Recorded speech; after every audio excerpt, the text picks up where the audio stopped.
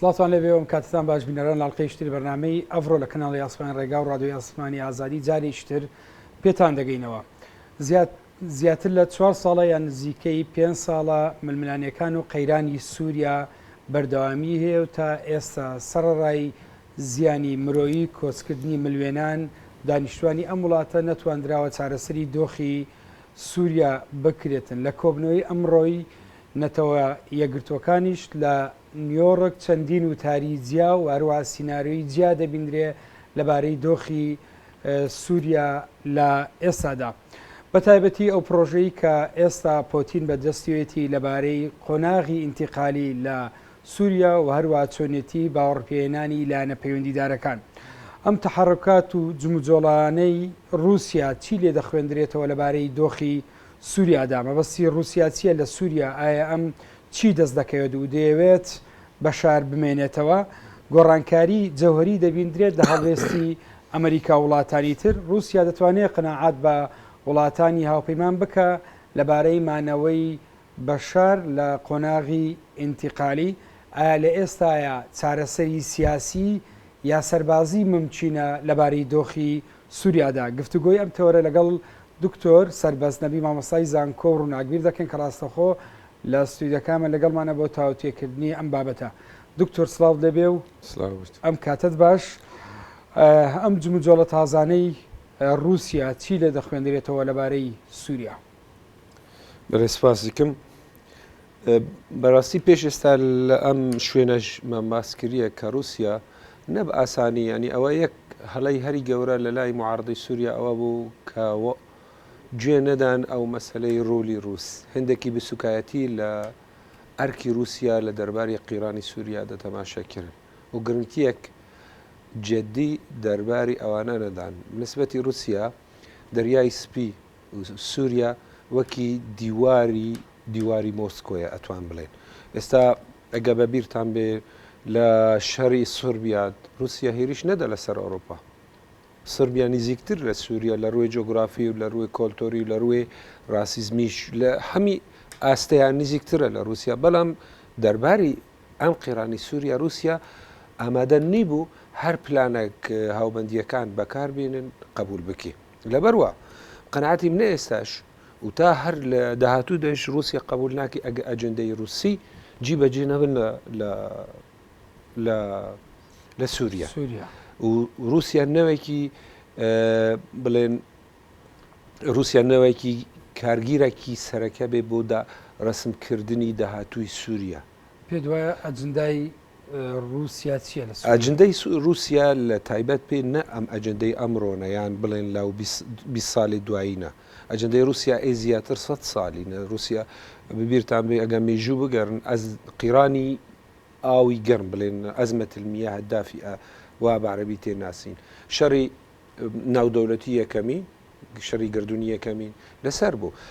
هەڵوەشاندنی دەوڵەتی عوسمانی لەسەر بوو. رووسیا نابێ ئەم دەریای سپی بکەوێ ژێر کۆنتترۆلی هیچ دەوڵەتێک ببێتە هۆکارێک کە بربەستێک بەرامبەر نفوز و استراتیژیای رووسی لە دەریای سپی بەکاربێن. لەبەروانە بنسبەتی رووسیا نابێ ئەمانە قەپات بێ لە پێش بابێ هەر بمینێ خاوەنی دەستهلات لە دەریای سپی و سووریا لە ئەم ئاستەیە زۆر مهمە لە ڕووی جیۆپۆلیتیکی جۆگرافی سیاسیدا بنسبەتی رووسیا. لەبەرەوە رووسیا ئوکرانیا دووبار دەبێتەوە لە نەنە حتا ئەتوانم تا ڕادەیەک بڵێم رووسیا ئامادەیە مساومەیەک لەسەر قیرانی ئوکراینیا بکەی و ئامادە نییە مساومە لەسەر سووریا بکەی و لە ئەم قسەیە لە داهاتووداش دیار دەبێت. ئێستا هەندێک نیشان دیار دەبێت کە بڵێن قیرانی قەرەم و ئەو کشەی کە ئەو دروست بوو لەگەل ئۆکراینە. ئێستا رووس دەڵێن مشکلە نییە ئەگە جزری قەرەم بگەرنە لە لای سیادەتی ژێر دەستهلاتی ئۆکراینە. بەڵام لە مەسەلەی سووریا دەنابێت لە نەقشی گردون تەماشێک ئەگە دەردەنیل و پۆسفۆر بێگرتن لە پێش رووسیا قەپات ببێ چی بە رووسیا تێ لە ڕۆی جۆگرافی. رووسی ئەگە بگەیت دەریای سبی بگەی باشووری ئەوروپا دبابێ لە يعني لدنيا بسوري تابقه بتواني ضغطك لأوروبا بكي لبروا با لدسبيك دا أمكيشة معارضة سوريا اوبسيوني سوري جندان ده جندان قرقبوني سوريا درباري مثلا لهمي آسته أو دبابي بوسبورك لروي عسكريش ولا روي جيوبوليتيكي أما مثلا زور شروع بكي نتنها لروي ديروكي عن مجويدة بحث بكن مهمة بزان من كسوريا بالنسبة دمشق تحديدا بالنسبة روسيا وكديواري موسكو كواتو ديوي بشار بمينيتوا طبعا أوانا هر أويا استا بشار بميني بالنسبة روس ما بس نكسايتي بشارة دباب إما أقالي من زور جاران لا قفتو قولا قاليان ألين مشكلة من بشارة مشكلة ما كسكي دي كبي عيني أركي بشار بو مبكي نكسايتي بشارة لبروانا ممكن روسيا قبول بكي كسكي دي كشوين بشار بي بلام كسكي وكي بشار أركو لناو سيستمك بنيادقاري سياسي سوريا دا وكي بشار أسد أم كسا دستكيولنا أو معارضي استا هنا استا طبعا هنا هندك لنا اوبوسيون نن لنا اوبوسيون فرمي ائتلاف دا وكسنيا باواتها بلام مثلا هندك ناو هنا مثلا باسي كوري مصطفى اطلاس بك مناف اطلاس سركي هيزن صوباي جمهوري سوريا بو جيابو لبشار اسد ولباريس دانشتوا وانا يك انا وكسم باسكن كان سرگرتایتی هزی سوریا دی که هنه ولی دروی راگیاندن ولی لدوای پردگنا لدوای پردن آوانا کش استوا آمادت کن ل او قناقه دبر دوام بکن به هر حال ایما بزن من سیستمک سیاسی لسوریا او سیستم برجواندی روسیا برجواندی استراتیجی روسی لا منطقه د باريزي سوريا نابه ایما يعني كومبير يعني مقارنه وكي عراق يعني وكي ليبيا بكن او مشكي سوق اوبسيوني سوريا واكر دسبيك ده سوريا مثلا النفط آمادانه تنازل بكون شي ليبيا يكسر تنازل دبي واسان بوتشي دكتور لاستا بتابتي لانها يعني زختي وهروا جموجول وتحركاتي سربازي روسيا استا زور بارز بو لسوريا ده استا او تشتكي يعني هندك زانياريك بدست من هيا جارجاران روسان تشكين كان ريجيمي بشار اسد دخص لروسيا لما وي 4 سالات او تشك ندان مثلا بلافرين هليكوبتر او زور مثلا لروي شركي او هذا زور جديد وروس زور سركفتين بدست هنا توانيبون بشجري بشار اسد 1% عندك كسن بسبور لمبو 4% لو روسيا بشجري بشار اسد لاستين عسكري اتوانيب ولا دسبيك دوابك يعني وجيبك اما يبرس هرد ميني بلام تشتك هيد بابي اما او لو استابرز بو لبر هندك تشت ام كتنا ورزي دواي ام بلين قناغي شري من الملانه لنا سوريا اما ورزي دوائيه يعني دواي ام ورزه قناغك نوي لسوريا دسبيد بي اما هيك دوم تشت تركيا كاتي هولدا زومك يعني ناوچيك تايبات بخوال باكوري سوريا درست بكي بهنجت مثلا منطقة طرابلس او انا برامبر منطقة اما بسين كردوا امانجين كردين سوريا رجاوي كردستان لوي روسيا يكسر اماد بناميك بجهني تركا كهيك لصالح استكان تا استا سجرا تركان هولدايا تشيك ودستكاري السياسي وعسكري لسوريا بكن روسان هر سجاران تدخل عسكري كده دقري مولاد محوري شي ام بابلين ام نقاشات هاي بدكين ام بروجي روسيا بدسيتي بو كرد چون دبي لا قازانجي كرد يعني لزيان بيدوايا بيشوي بين السنوات روسيا دتواني قناعات بمجتمعي دولي بكا بو ام بروجي خوي يعني استا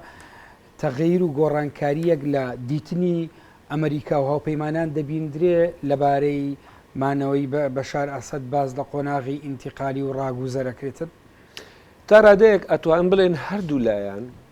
برو يكتر چونا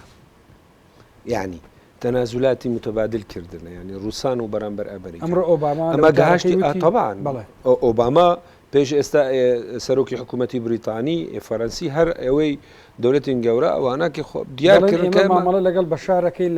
لفتره انتقالي يعني بلا ما بس جيت شيء ما بس تعويمي بشار اسد تعويمه يعني مابوونی بەشار ئەسەد تا ماوەیەک نەمحەدەدا مەرحەلە انتقالی لەبەر کەس تا ئێستا نازانی چییە مەرحەلە انتقالی مستۆرە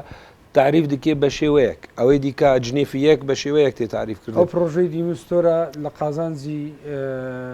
رووسیادایە ئەوە هەندێک خوێنند طبعاً دمستۆرە داوت کە یەک مەسەلەن 2016دا هەڵبژارتنێک بۆ بەرلەمانێک انتقالی بێ دروستکردن ئەوانە منیش پەیوەندی هەندێک جێگری دمستۆرە لەگەڵ من کرد بۆ ئەو بابەتە گفتوگۆ بکەین بەڵام بەڕای من مەسەلەی انتقالی ئەوە مەسەلەی انتقالی لەبەر تا هەشتێ زیاتر هەشتێ چەکدارین جیهادی لە سووریایە مەرحەلە انتقالیت ناتوانێت بەحس بکە ئەو هەشتێ هەزار چەکدار و ئەو هێزین ئەمە کەمترین ژمارە بەحس دەکەم ئاگا لە من بە بەس ئەمە تشتێکی مهم هەیە لێرە کام دەولەت ئەتوانێت گارانتی بدەیت کە ئەمە یەکسەر دوای ساڵێکی هەشتێ هەزار چەکدارین جیهادی لە سووریا دەردەچێت تو ناتوانێت بەحسی مەرحەلە انتقالی ممکنە مەرحەلەیەک انتقالی لە ناوچیان تحدیدەن یعنی ناتوانانی سەقفێکی زەمەنی دابنین دکتۆرەوەی ئێستا ئێمە دەبینین ئەو بۆ 5 ساڵە چی بە سەرپەرشتی ئەمریکا و وڵاتانی تر و فەڕەنساوی لە ئاخری ناتوانانی بەشار لەناوبن بە ئۆپۆزیسیۆنی سووریاشەوە مهاجر و کۆچبەری سووریا قەیرانی بۆ وڵاتانی ئەوروپاش دروست کرد بە ملیۆنان کۆچبەر پێ دوایە ئەم مؤەشرە تازانی ئێستا هەیە لە مابەینی خەیاراتی سەربازی و سیاسی کۆمەلگای نێودەوڵەتی دەبێت دەست بۆ کام لەم خەیاراتانە باتن یعنی بە غیابی حلێکی سیاسی دەتواندرێ ئەم قەیرانی کۆچبەرانش چارەسەر بکرێتە ئەوە نابێ ینی باش بە ژمارە قسە بکەن 13 ملیۆن سووری یان زیاتر 5 خەڵکی سووریا لە دەروی مالی خۆت پەنابەران لە ناو سووریا و لە دەروی سووریا زیاتر 13 ملیۆنە تا ئێستا ژمارەی ناسرااو کەواتە دەکات سەدا چەند لە 155 تقریبان خەڵکی سووریا لە دەروی مالی خۆنە باشە لەوانە 4 ملیۆن لە دەروی سووریانە کام دەولەت ئەتوانێ احتیوای ئەو خەڵک بکەی 4 ملیۆن ژمارەیەک ینی بە 100,000 و بە 10,000 چارەسەری نابێ ئێستا ئەوروپا دەڵێن یەکیتی ئەوروپا دەڵێ 130 کەس 1000 کەس هەمە چارەسەری بۆوانین باشە 130,000 لە بەرامبەر 4 ملیۆن کەس چیت کێ ئەمە 4 ملیۆن کەس لەوانە کەمترین 700,000 منداڵ هەیە 700,000 منداڵ بێ خوێندن و بێ قوتابخانەیە ئەمە 4 ساڵە ئەم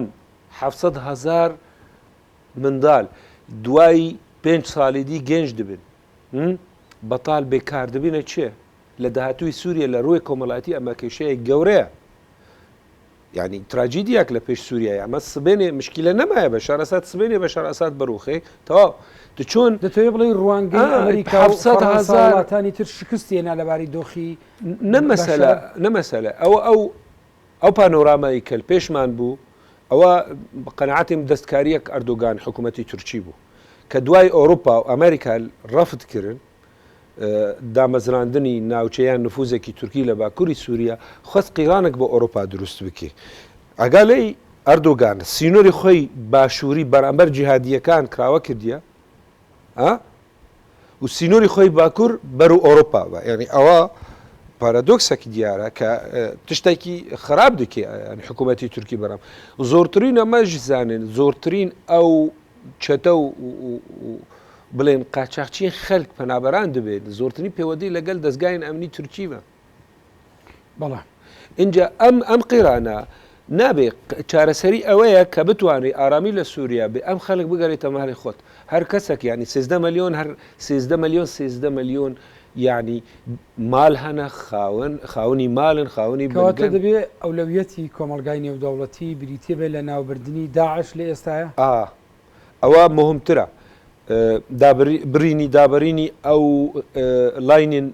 پشتگیری و ئەمداد